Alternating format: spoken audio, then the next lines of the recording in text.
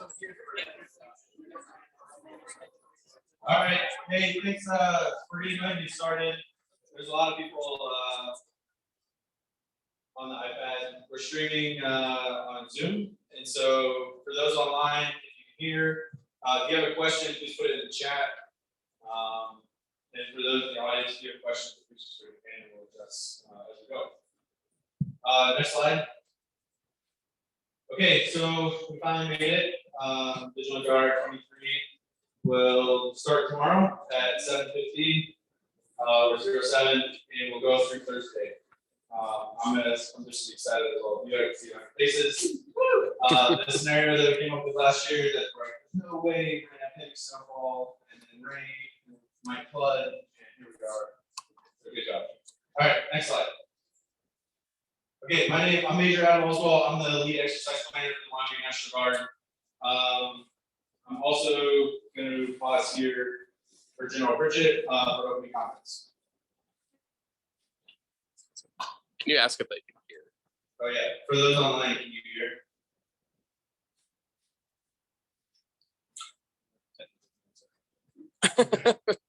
Hey, so on behalf of Major General Porter, who waived off a trip to Hawaii to be here for Vigilant Guard, so let me just start with that. He is not here tonight, but he will be here the rest of the week. So, in all seriousness, the tags have a meeting in Hawaii next week. It's like, who's in this Vigilant Guard? So, I don't know who did that. So welcome to Wyoming for all of our guests, for all of our partners, local partners, our state, federal partners. Welcome. The weather has been a little bit different for. Let me start with I'm not a native Wyoming guy, so if you detect a little southern draw in there, it's there. But they tell me this is not normal weather for this time of year, so it feels a lot like the South. You have a pretty nice day and then it rains a lot. So that's kind of what we've had. And as Adam was saying, record snowfall, high snow cap, or snowpack, and we weren't real sure whether this was going to be an exercise or a real world thing, and there's still some flood watches out there. So it just what normally happens. We had a search and rescue this morning, or actually came in last night, and thankfully the 73-year-old hiker that was found safe by the ground crew. So anyway, so that's what we do, right? A little bit of real world stuff here, a little bit of the Vigilant Guard exercise. So hey, welcome again. I'm sure I have a chance to talk to most all of you.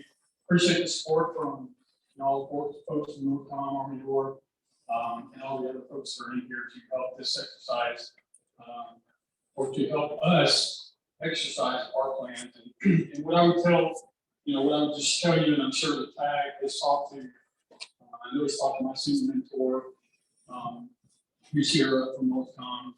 I know our intent from the military side of the house is really to kind of exercise our op plans, our all hazards plans, and figure out where those gaps are. So just help us with that. If there's things you see, I know we won't do a formal ADR at the end of this, but if we wouldn't be in the military if we didn't look at it from that perspective and that lens. So we are certainly going to look at how we can learn from our gaps in our processes to try to make it better. It's going to be a bad, really 4 days in Wyoming. When we brief the governor and the mayor, I think some of you will have a chance to see them and meet them. I think they'll be around for some of this, but the mayor said, "Oh gosh, that's a terrible day in Wyoming, or a terrible 4 days in Wyoming." But he also said, "Wouldn't you rather it be an exercise?" And let's try to learn from that, so that if we do have real world events like this, that we can react and protect the infrastructure and save Wyoming lives. So thank you, welcome, and we appreciate you being here. And I know it's been a long day for a lot of us, so thanks for being in there. Thank you, Matt. So, Director Beck from Wyoming Office of Homeland Security. Well, good afternoon, everyone. Thank you so much, General, for those great remarks. And thank you all for being here and being here online.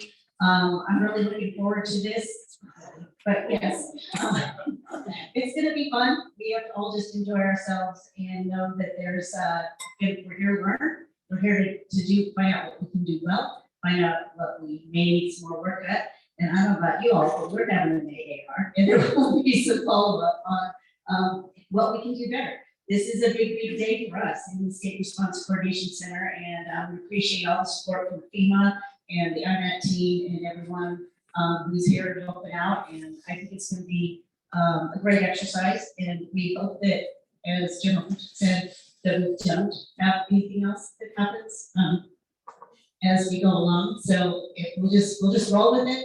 And as we say over at Homeland Security, Semper County. Thanks, man. Okay, so I'm gonna stand over here because people online are having a hard time hearing. All right, next slide. Okay, so just admin remarks here in this room. We have had afternoon severe weather recently, so if we have a tornado warning, you're gonna go out those doors. Directly to your left are some bathrooms.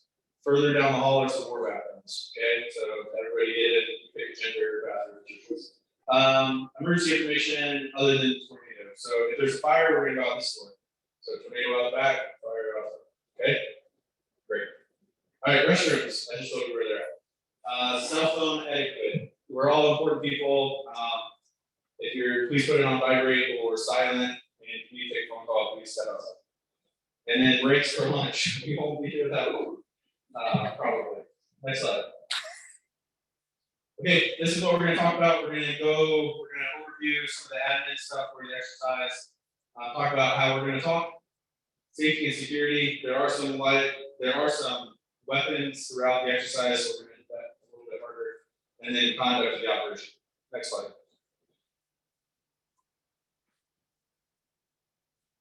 Thank you. Okay, so for those that are just here, I know planners we've met for over a year, and we've got to know each other pretty well. But what is Vigilant Guard? So Vigilant Guard is facilitated by US Northcom, funded by National Guard Bureau, but its primary purpose is to evaluate whether our joint force headquarters has the ability to deploy forces from within Wyoming, forces from outside of Wyoming, integrate them into our force structure, and push them out to support our local communities.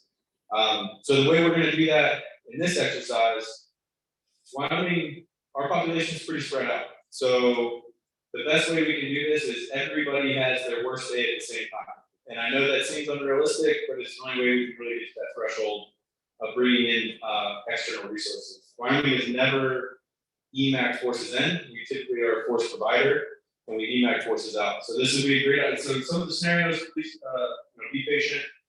Every inject is driving a objective for an agency, right? So every inject, everything that we're saying, we didn't just make stuff up. That inject is trying to drive an objective of an agency that's participating. All right, next slide. Okay, we actually have 11 objectives. But the last one is really long, and I'm going to break it down a little bit. So I'm not going to read all these, but all of the injects, all of the agencies participating, everything we're doing is driving back to one of these objectives.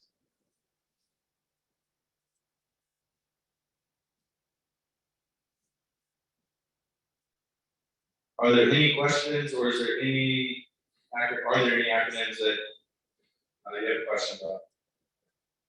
I'll just run through them in case someone doesn't want to ask. CBRNE, chemical, biological, radiological, nuclear, hydrogen explosives. WOES, Wyoming Office of Homeland Superstars. RERT, Regional Emergency Response Team. And I think that's the only one. All right, next slide. Okay, so we have a lot of participation. There's actually 9 venues. When we pulled the list of all the agencies participating, it's like 60 plus agencies. When we looked at the check-in roster on WOES, it's crazy how big it is. I'm sure they're all online right now listening to us. But in order to do an exercise that big, you have to make some exercise assumptions. So the first thing is the exercise is an exercise, right? It's not a test, it's not an evaluation. The primary purpose of this exercise is for all of us to work together and understand our processes, what works and what doesn't work. So it's a no-fault learning environment. And that's important. I get a little red face and get excited on some things, trying to, anyway. But we all have to make sure that we take a step back and understand that we're just here to try to get better. That's my comment, sorry. Go back to your rules. No, I'm kidding. The exercise scenario is plausible and results occur as they're presented. The big takeaway from here is please don't make anything up. It's easy to hear that and it's easy to think like, well, I'm not gonna make anything up. But what I mean by that is if you're gonna talk to somebody, actually pick up the phone and call that person. Or call the CIMSA. Don't say like, oh, I would have called this person. Or if you need to get a hold of a unit, don't pretend that the unit's at their home station. Find out where that unit is real world right now, and that's the exercise location, right? So try not to make up anything. And the reason we say that is because we have a whole team, we have more resources here tonight. I think we've ever seen an exercise. We've got 10 people in the sim cell, we've got a LOCON, an ICON, we're pretending that we're a whole bunch of people. So pick up the phone, there's a phone book published. We'll talk about that later, but if you need a phone number or contact information, ask Exercise Control, we'll get you the appropriate phone number, pick up the phone and call. We're gonna try to make it as realistic as possible for you. Okay, we talked about exercise being realistic. What I mean by that is everything in here is plausible. What's probably unrealistic is it all happens at the same time. So when we say that, it's like search and rescue day, and there's some other stuff. So. And then finally, real world emergency take priority. So again, last night, there was a real world search and rescue that came in. It diverted one of the aircraft that may participate in the exercise later. That's what we're gonna do. If your agency has a real world, of course, set it up or take care of the situation, call it up higher, let us know that you're pulling off the exercise to go do something real world. If it's in the middle of the exercise and it's an exercise participant, please pause the exercise, say this is a real world emergency, and take care of the situation. All right, next slide. Any questions yet? Online? Great. All right, exercise communication. As I said earlier, part of the artificiality is we have a whole sim cell that's playing units below us and units above us, as well as federal, state, and local agencies. So if you need to talk to somebody, the second bullet there is talking about communications directory. We have a published phone book. If you don't know where that phone book is, it's currently on vg.wyo.gov. So vg.wyo.gov. And there's a tab at the top that says phone book. You should be able to access it from your phone. It's an open Google page. But if you're still having issues, please call us. We'll get you the appropriate phone number. Organizations, like I said, there's 9 venues. There's a lot of organizations. There's only one that's being simulated, not where they actually are. And that's we have a team in Utah that's pretending that they're in Wyoming. That'll develop later on in the exercise. Last thing is we have actors. We have like 120 actors across the state. Some of them met today. They're preparing for one of the incidents tomorrow. Most of the actors will be in full goulash. Again, they're actors. If we have a venue that has to do with like civil disturbance or rioting, or they're kind of being a jerk, please remember they're actors.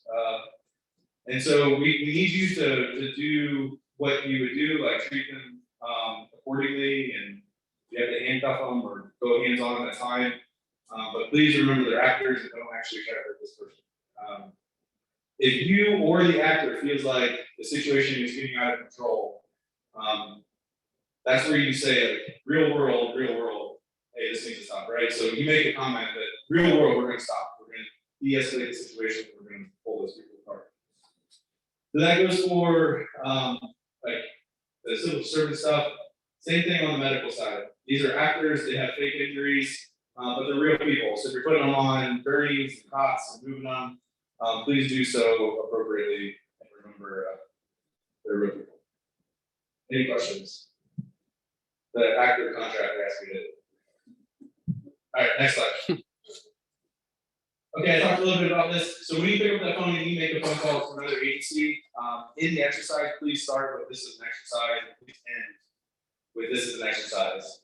That way, that agency, for example, I think we sent a spot weather forecast yesterday to the National Weather Service. We started the beginning of it with exercise, we ended it with exercise so that they know, even though we're using real systems, it's an exercise play. Which is different than if it's real world. If it's real world, pause the exercise, this is an exercise, be very clear, and handle the exercise. 911 works in every venue that we're at, so the emergency number is 911. All right, next slide.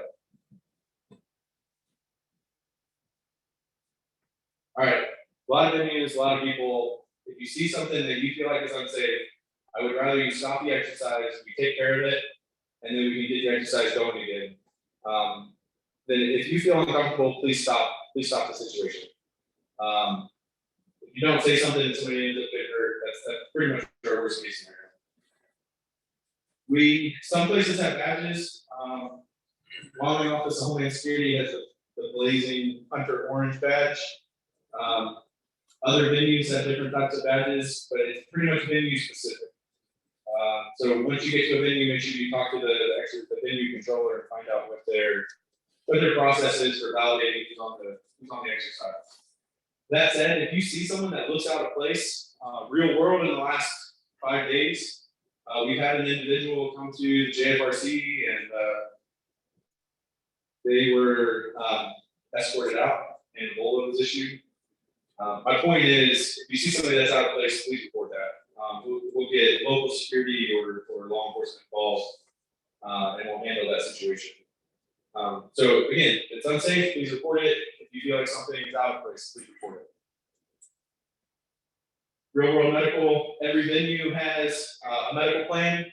Here in Cheyenne, CRMC is the emergency medical location. It's downtown. If it's in the IAP that Wyoming Office of Homeland Security has already posted on the website that I talked about earlier, vg.wyo.gov.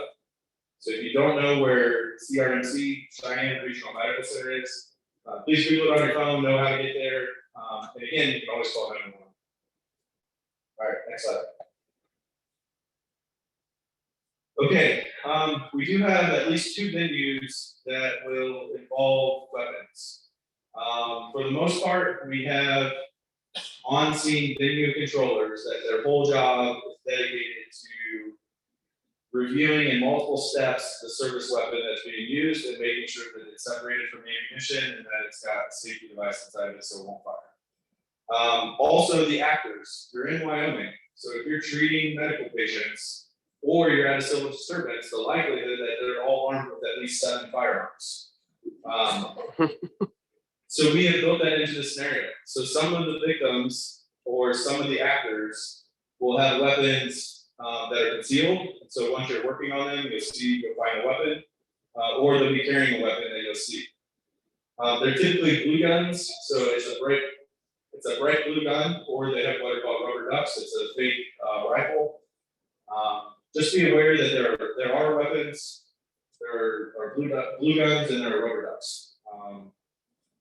And ultimately, everyone needs to treat the weapon like it's loaded at all times, right? So no pointing the weapon. If somebody points a weapon at you, that's an immediate safety violation. Please let the venue controller know and we'll take care of it. And the venue controllers are going to brief everybody on their venue if there's weapons on that venue. Okay, are there any questions about weapons? All right. No Baldwin jokes. Next slide. Okay, currently our DV day plan, our observer day plan is on Wednesday. It starts at 08 here in Cheyenne. It goes to Cody so it starts in Cheyenne, goes to Cody, comes back to Cheyenne. We do have some DV controllers. Myself, I'm really just a planner. I'll be on the aircraft to make sure that we're still hitting climb hacks and all that stuff.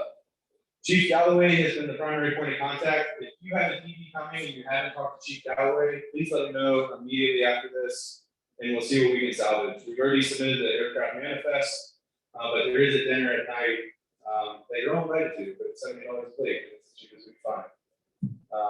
So you're not required. First Lieutenant Andrew Bonfield, he's our air guy in the chalk. He's really our translator for DV Day to help us talk to the air crew and make sure that we're doing all the right things and not crossing the red line when we're not supposed to. Sergeant Annabelle Mowry, I don't know why there's a comma there, but she's in the back. Perfect.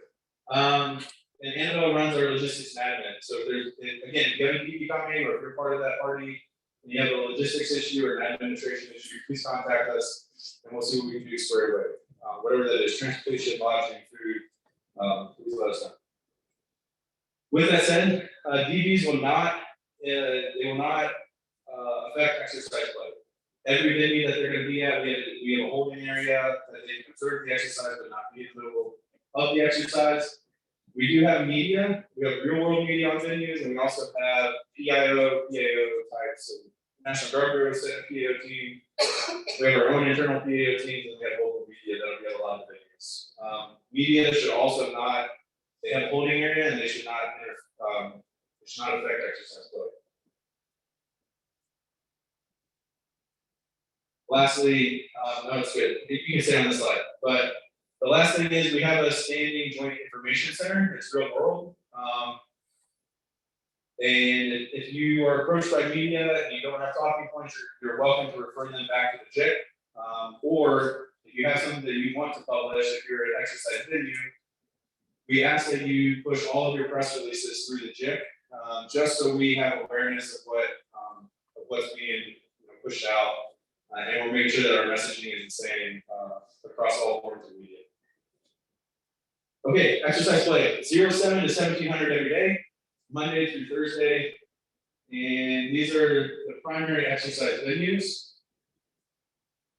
I see Long over there taking notes, so we're just gonna start dropping them in, good job. And play will be, the big thing is every venue has a determined space of where the exercise parameters are. If you're not here in Cheyenne, inside the building, and you're at one of those other exercise venues, once you're on site, please contact the exercise venue controller, and they'll make sure you understand like where your left and right limits are. Are there any questions about any of these? All right, sorry, nobody is. Next slide. Oh, one thing about this, we do have, there's 4 or 5 injects that come in after hours. The reason, as I said earlier, every inject is driving an agency to do something. So we may have an inject come in at 2300 at night. The reason that's happening is because we have to give the crews that are supporting the exercise, they want to run their processes too. And in order for them to get off the ground at the right time in the morning, we have to push it in the evening. So we may have some exercise that's very, very limited, that the injects that will happen after duty hours. Okay, next slide.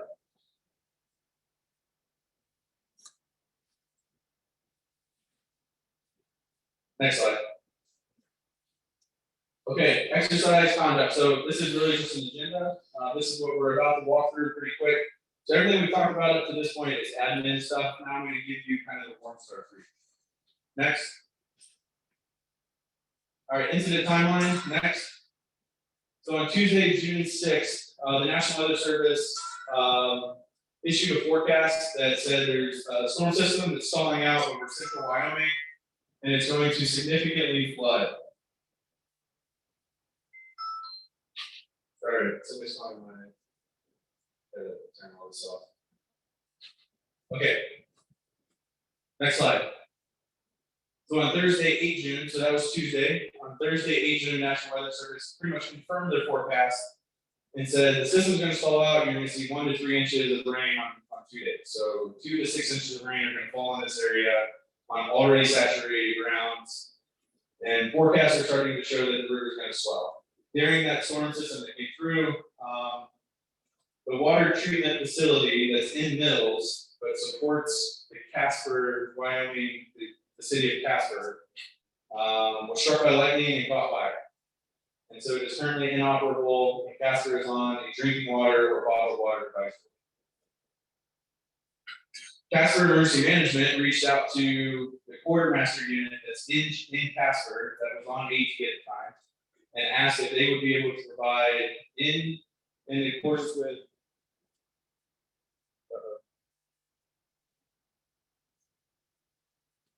all right.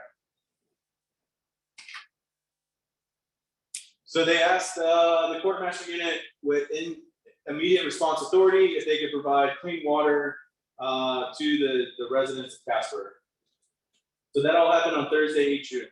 Any questions? All right, next slide.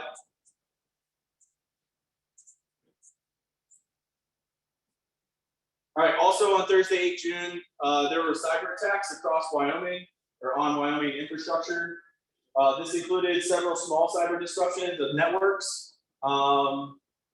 The state DIRT team, the Disaster Information Response Team, was activated to identify some of the social media issues. There were some compromised social media accounts. And the DCOE, which is the Wyoming Defensive Cyber Operations Element, was activated in state active duty in direct support of the state care team, which is the state cyber response team. I said earlier that part of the cyber attacks included social media attacks. One of the fake social media stories was that public official, there's 10 super tags that are issued every year, 10 trifectas. 7 of those went to elected officials. That was not a true story, but when it hit the news in Wyoming, there was a significant uproar. And so they worked not just the cyber attack, but they worked the messaging to counter that narrative. And finally, WideLink is our statewide emergency radio system. Because of the cyber attack, WideLink was affected. And there was an outage of all of WideLink east of Cheyenne. Next slide. All right, also on Thursday. So on Thursday, we've had the Mills Water Treatment Facility in Casper. We've had the cyber attacks. And then the National Weather Service issued a tornado watch earlier that morning as the storm system began to develop. And then in the evening at 19:50 or 7:50 p.m., what's believed to be an EF4 tornado touched down in the vicinity of the Cheyenne train depot and was on the ground for at least 1 mile to the north-northwest. The path of destruction is approximately 1/8 of a mile wide.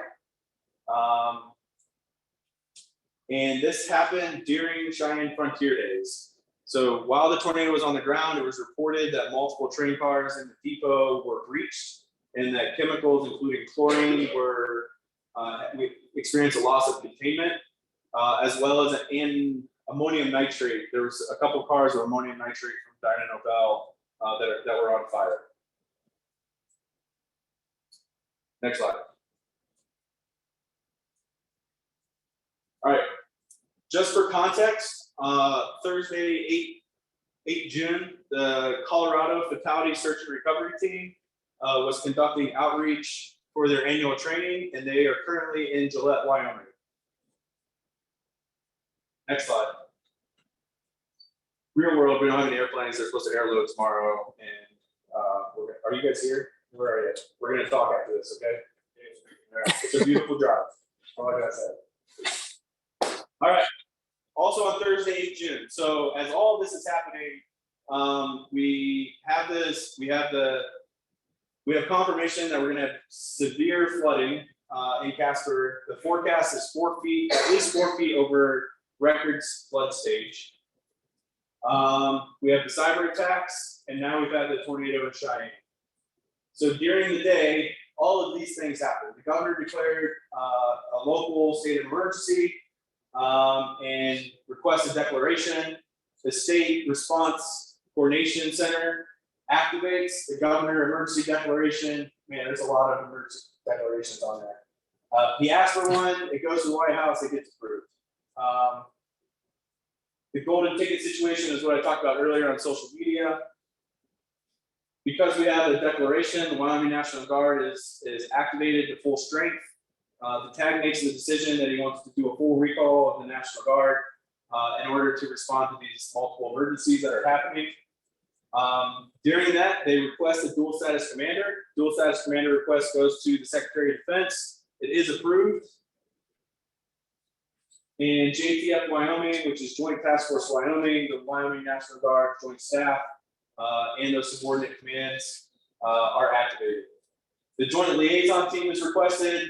The Defense Coordinating Official is requested. The President authorizes in record time an emergency declaration, and the FEMA IMAT is activated. The FCO is activated, the Federal Coordinating Officer, and I'm going to need help with this one. Regional Response Coordination Center. Yes. All right, they're also activated. Thursday was a big day. Any questions? All right, next slide.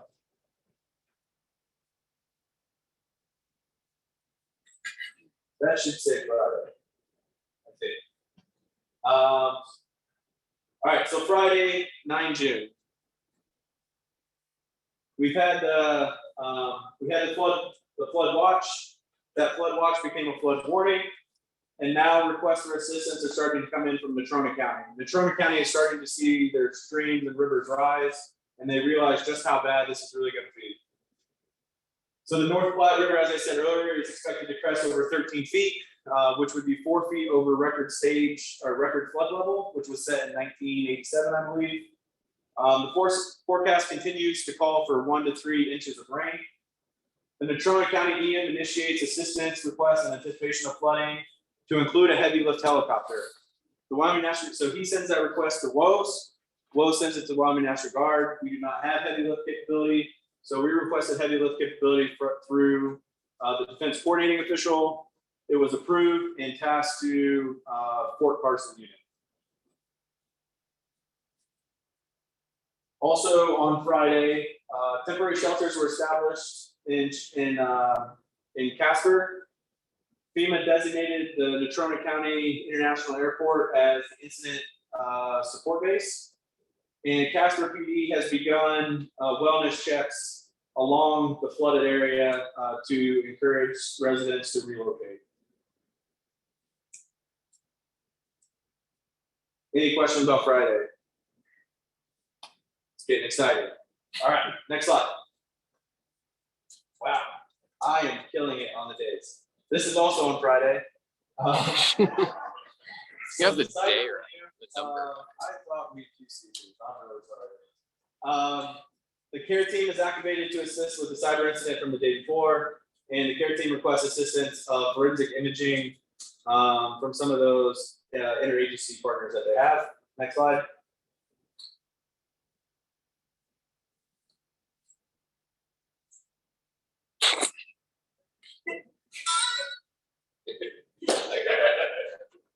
It happened on both days. No, I'm kidding. There was only one tornado. I'm really sorry. I missed my version control. Next slide. That's everything we just talked about. The tornado. Okay, exercise pause. So in this scenario, when we wrote this, tornado was supposed to touch down on Friday. Unfortunately, National Weather Service pushed it on Thursday. So we've changed the measle to reflect that it touched down on Thursday. But if you see products that say it touched down on Friday, that's incorrect. The tornado touched down on Thursday. All right. Exercise weather. Next slide. So this is real world. Okay. The weather pattern here recently has been beautiful days, thunderstorms at night. And we anticipate that to continue throughout the weekend. We're currently on Sunday. Monday, we anticipate continued heavy rains with afternoon thunderstorms across the state. Next slide. Here's the forecast for the whole week. I'll pause here. You can see some of our exercise venues and what we think is going to produce throughout the week. So on this note, real world exercise weather, the National Weather Service has dedicated a team to Vigilant Guard. We'll do a 7:15 meeting every morning, we'll review real world weather and notify all the venue controllers of what to expect during the day. Then the weather service team will go to WOS for the 8:15 stand up. After lunch or about noon, they'll come back to the Joint Forces headquarters and they'll be here for the afternoon. And the reason we're doing that, we'll have a lot of aircraft in the air in the afternoon. And we want to make sure that we have a direct line from the weather service to the crews. Next slide.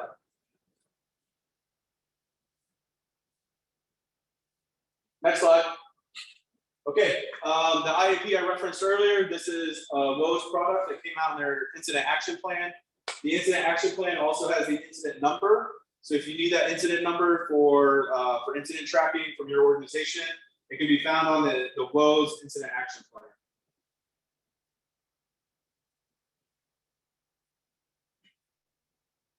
Any questions? Next slide. Next slide. Okay, what I talked about earlier. So on the 9th of June, this is where the flood stands before we go into tomorrow. You can see in the bottom picture, the white that straight line is what's standard in that river. Purple is major flood stage, and you can see the record is the orange line, where the yellow and orange line meets. So if that's the record, you can see how significantly higher we're going to be in Casper. The image at the top is a very zoomed out inundation map of where they think where that river is going to flow. Any questions about Casper? And again, this is not real world, but it feels like it. All right, next slide. Okay, the tornado that hit Cheyenne on Thursday.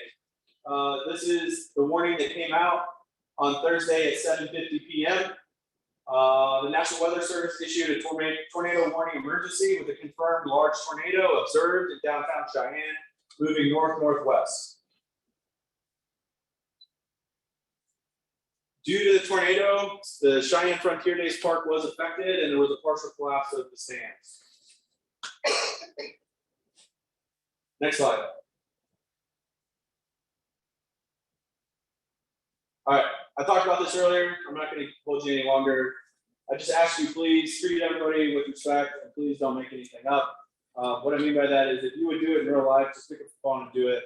As long as we say exercise beforehand and exercise at the end, we'll be okay.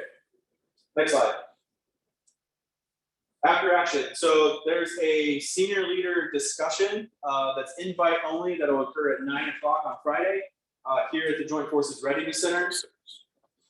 Go ahead. Oh, so it's upstairs in the Platte Bridge.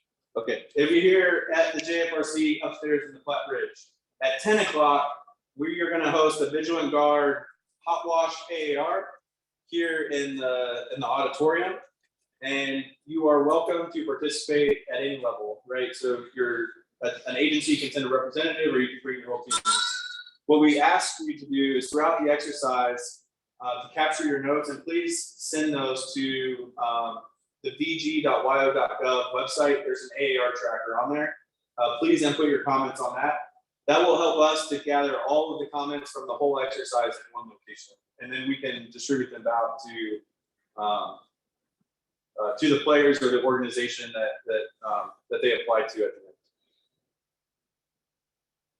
So again, VGAR in this room, 10:30 to noon, and 11:30 we'll do like an awards recognition. So if you have somebody in your agency or in another agency that you feel like has done a great job, please elevate that, and we'll try to recognize them during the 11:30 recognition ceremony or program. Next slide. Okay, this is a very quick rundown of what the exercise entails totally. I don't think I gave up any venues or dates or times except Northwest College, or excuse me, Northeast Wyoming Regional Airport. There's an incident that involves an airplane. That's all I gotta say. Somebody took a picture. That's a smart person. I don't know who it was. All right, next slide.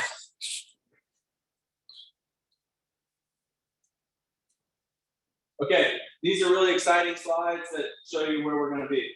White Cell location, we're in this building. We have multiple locations. Upstairs is the LOCON.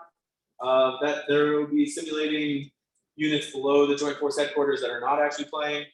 Down this hallway, past the lobby to the left, will be the LOCON and the exercise control. So our job in exercise control is to make sure the conditions are set safely for you to execute the exercise. If you have any issues with the exercise, please contact exercise control, and we'll try to help mediate or give you some direction on how to keep the exercise flowing. Next slide. This is what it looks like.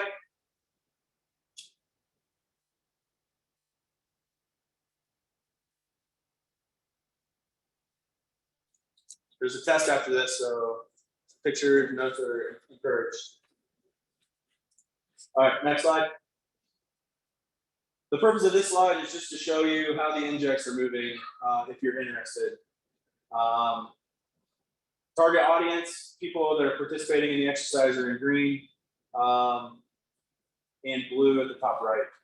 So we have the joint staff of the state, we have the training audience in the WOs and the local EFCs, it says FTX or the full scale exercises that are 9 other venues. And then you can see how the XCON and SimCell work together. If you have any issues with an inject that comes in, please don't argue with the controller that input it, just call exercise control and we'll adjudicate it. Remember, the measles was written by 4 to 6 people sitting in a room in Colorado 6 weeks ago. So we think we know what you were gonna do, but I can tell you from the last 5 days, almost everything we thought was gonna happen has changed. So if you have an issue, please call us and we'll adjudicate it. Next slide. All right, SimDeck, simulation media. I would try to stream it. We've got a lot of issues with audio in here. If you don't have the login, let us know.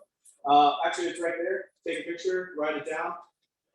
Simulation media, there's already news stories, radio broadcasts, and video, like news station videos. There's a simulated like Twitter with posts. Anyway, it's all the media that you think you would see on our mass media, but it's rolled into the exercise and it's only available to exercise participants. So this is a great thing to monitor if you want context of what's happening around you.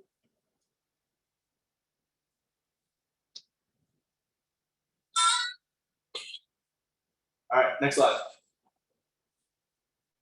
That's more pictures of Locon. Locon is upstairs in the wagon box training area, or conference room. Next slide. Icon, exercise control. It kind of looks like that. All right, we're through. I appreciate your time.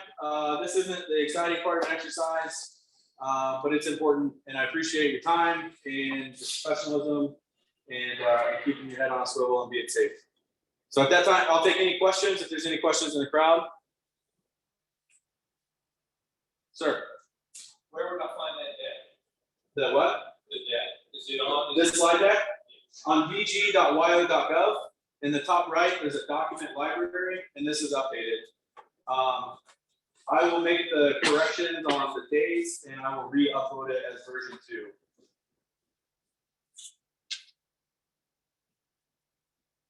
All right. Any questions online? Nope. Okay.